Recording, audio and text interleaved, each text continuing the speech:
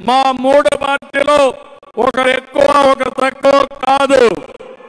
రాష్ట్రాన్ని కాపాడుకోవడానికి ముగ్గురం కలిసి నడుస్తున్నాము ఎన్నికల కోసం.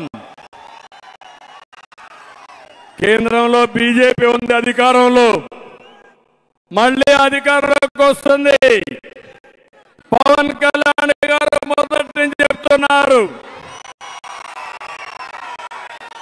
వైసీపీ విముక్త రాష్ట్రమే నా లక్ష్యం అని చెప్పిన వ్యక్తి పవన్ కళ్యాణ్ గారు.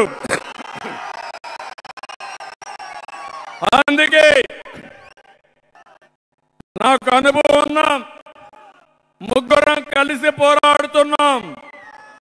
ఈ రాష్ట్రాన్ని మళ్ళీ గాడి తెప్పిన పరిపాలన ఘాట్లో పెడతాం, రాష్ట్రాన్ని ఆదుకుంటాం.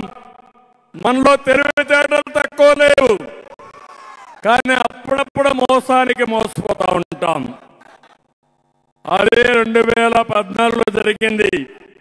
2014లో మనం కానీ అధికారంలోకి వచ్చుంటే హైదరాబాద్ కంటే నిండగా తెలంగాణ రాష్ట్రంతో సమానంగా ఈ రాష్ట్రాన్ని అభివృద్ధి చేయాలని ప్రణాళికలు తయారు చేశాం.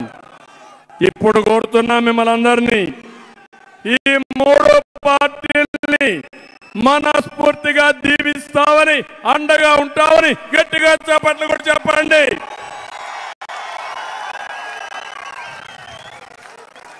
అందరినీ ఆదుకునే భరోసా మేము ఇస్తున్నాం. ఎవరికి ఇబ్బంది ఉండదు. అన్ని కులాల్ని, అన్ని మతాల్ని, అందరిని ఆదుకుంటాం. అందుకే ఎన్డీఏ చెప్తున్నారు 400+ సీట్లు రావాలని పార్లమెంట్కి. అందుకే నేను చెప్తున్నా, ఆంధ్రప్రదేశ్ లో 160+ ఎమ్మెల్యేలు రావాలి, 24+ ఎంపీలు రావాలి. కడప కూడా మనదే. Why not Pulivendula? అన్ని వస్తే ఎక్కడుంటావో నాకే తెలియడం లేదు. ఆ మారికి ఉత్సాహం ఉంది, ఊపు ఉంది.